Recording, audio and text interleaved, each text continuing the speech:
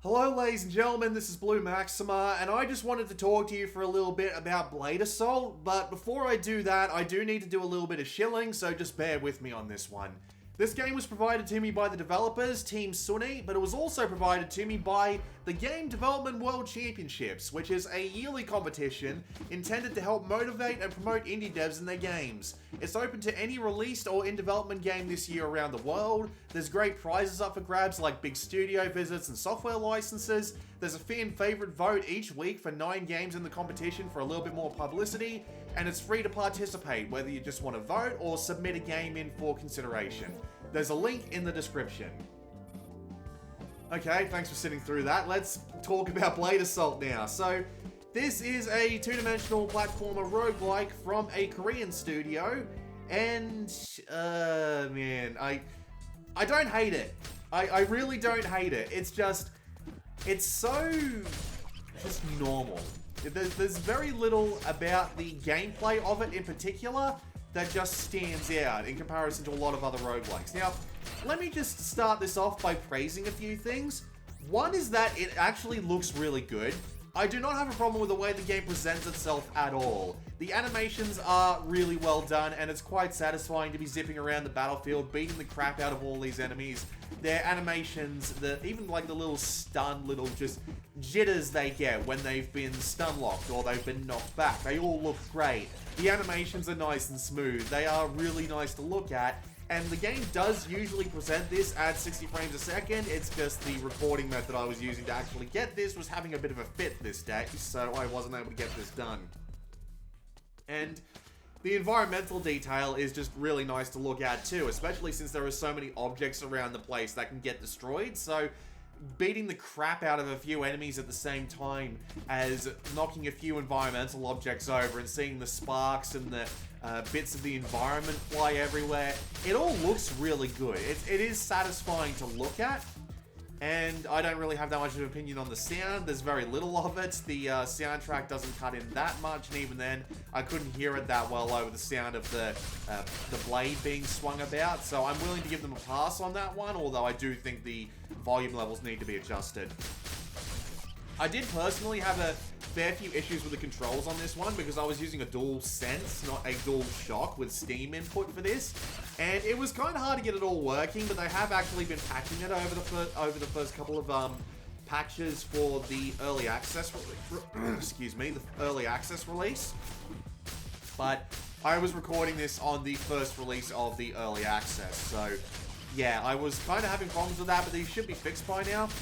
So you have a couple of regular attacks. You've got a regular attack on the X button, which is just like a beat the crap out of them, a regular attack. And then each weapon has their own unique strong attack on the Y button. Whether it be the chainsaw whip letting you, I call it the chainsaw whip. That's kind of what it looks like. It's like a laser chainsaw or something. It flips you across the screen. You've got the axe, which you can charge up to do a massive amount of damage to something standing directly in front of you. And you've also got a dodge roll, you've got a jump, both of which you can combine together to be quite maneuverable, and pressing the right trigger will let you fire a long-range shot. Now, long-range shots and your special attacks take up your SP meter, which you build up via attacking enemies. So you don't, there's a good balance. You don't have the ability to be constantly spamming your attacks, but you do also have the ability to save it up a fair bit and then just throw a few out at once. Like, for example, take out the less dangerous enemies, fill up your SP, and then use it all on the more dangerous enemy. It's a very basic and a relatively competent system. I don't have a problem with the way that it works. You've also got the ability to modify these attacks in certain ways, whether it be changing them up completely in the case of the attack for the chainsaw whip, which I turned into 2 blades being thrown out in front of you and then getting retracted, or just adding different elements to them, whether it be fire or ice or electricity. You do also have abilities that can be equipped on the left bumper and right bumper, but these are usually just buffs for the most part. There are a couple of special ones you can get, like one that'll freeze you in place and let you regenerate health for a little bit, but it recharges over like 45 seconds, but for the most part it's buffs, and that's kind of my main problem with this game's gameplay. it is satisfying to go around and just beat the crap out of all these enemies. As I said, the animations are really well done. The stun locking, the effects that fly off them, all the currencies that fly out and encourage you to go spend them on things. These are all, like, well developed in the moment. Like, the moment-to-moment gameplay of this game really is satisfying. But the upgrades are just so boring. For the most part, the upgrades are really just stat buffs, and it just doesn't work for me. It isn't like Dead Cells, where you're constantly getting new weapons and equipment, and you have to decide what to take along with you. It isn't like The Binding of Isaac, where every single item can change up the way that the game works. There are so few of these upgrades in comparison in Blade Assault, and most of the time you'll be getting them in like the first room or something like that. If you're not, you're generally just going to be spending the rest of the level doing, the rest of the playthrough doing exactly the same thing. Whether it be just beating the crap out of them with the chainsaw whip and then just getting in the spinny attack thing whenever you can, or with the axe, whether it be just waiting for your opportunity and then striking with the really powerful attack. You'll be using the same strategies over and over again is what I'm trying to say. And the game itself gets quite dull because the upgrades, which are really cool, just don't come along that often. And when they do, they often override each other. Like the elemental abilities, the elemental cores that change whether or not your weapon does fire damage, stuns, or I can't remember what the other one was. I'm pretty sure it just freezes them. But whenever you get them, they tend to override each other. You do get a warning that this happens, so it's not like it's completely out of the order and you just ignore them. But then you've just got, for the most part, other upgrades which are just really boring, like deal more damage, have more health, everything recharges slightly faster, increase your critical damage. All of these, like, really basic ones that just aren't particularly interesting or engaging.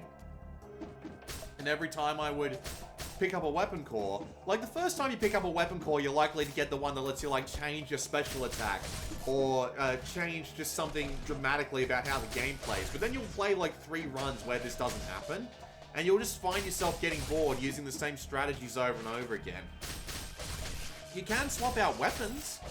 So as I said, there's this lightning chainsaw and there's this axe. There is also, I think, a 4th weapon in this early access build, which I didn't get the opportunity to try for this video. But the 3rd weapon is a gun. And frankly, the gun just does not work in this style of gameplay.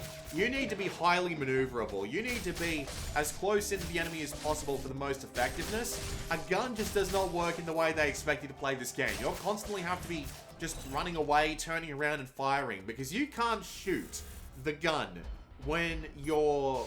You can't shoot the gun when you're moving. You have to stand still and shoot at the enemy from a decent distance, and there's just not enough room on the screen to do that. As a result, the gun just doesn't have the same, like, visceral feedback that the melee weapons do. And the fact that you have to do things like reload it, and the fact that everyone's already got a long-range projectile by default, means that the gun just feels really redundant and kind of unnecessary. You're better off spending your time working on more melee weapons than something like the gun. I only played 1 round with the gun, and I found it to be just deeply unsatisfying to use on a base level. It's competent. I won't deny that the game itself is just, on a base level, just works well enough to be enjoyable. But I played this for 2 hours, I tried out both weapons, and I got to like the 2nd boss. And by that point, I was just thinking to myself, yeah, I'm done. I don't really want to see more of this. I'm not interested enough in the combat. I'm not interested enough in the upgrades. And there are a lot of upgrades, don't get me wrong. You've got chests you can buy from in the middle of a run. Then, after a boss fight, you can spend another different kind of currency in order to get slightly more interesting upgrades, although there are very few of them, again, that really do anything game-changing and therefore keep it interesting.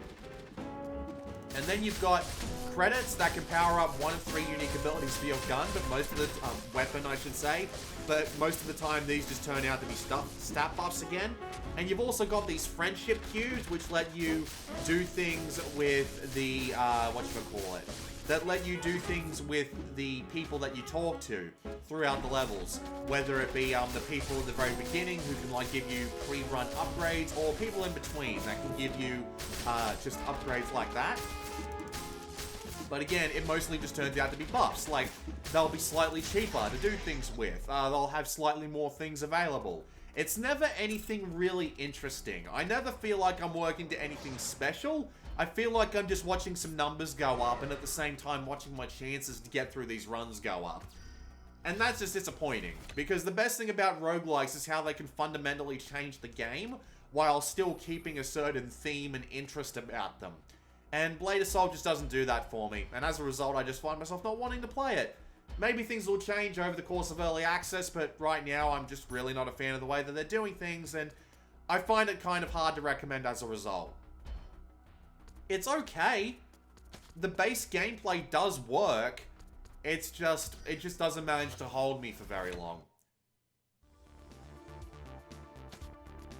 There is also a story and stuff going on, but the writing definitely reads like someone who's been practicing English as their second language has been getting there, but isn't quite there yet. There's a few odd things here and there, which are just like, you know, obviously they haven't given it a second pass yet, and I'm not willing to pass judgment on something that just came out in early access when it comes to things like the writing of the story. Although there doesn't really appear to be that much of it. It's just a cast of characters that you can talk to for 1 or 2 lines, and outside of like 5 minutes at the beginning of the game to set up the main conflict, that's about it. So there's really not that much to the story, and if that doesn't change, there's not really going to be much there to be worth anything either. So yeah, good base gameplay. Upgrades are really boring. As a result, I find it to be just not as engaging over the course of a few hours. If that changes during early access, great, it would probably be worth the effort, but right now, I don't think it is. Looks great while doing it, and it is satisfying on a base level, it just didn't manage to hold me. I hope you can take that feedback. Add more interesting upgrades. Maybe add something to the level design as well, because a lot of these level designs are just basic, simple platforming. There's nothing like secrets. There's very little in the way of special shops outside of like the really predictable ones that will always come up at the same place at the same time. Just nothing about these levels that really sticks out either. Maybe a little bit of a buff to them as well to keep them interesting. But yeah, the 2 things I would tell you to do: more interesting upgrades that fundamentally change the way you play the game and aren't just stat boosts, and maybe some more interesting levels, some more interesting story beats, and that would be the recipe for a winner. Because again, core gameplay really good, rest of it not so much. This has been Blue Maxima. I'll see you all next time.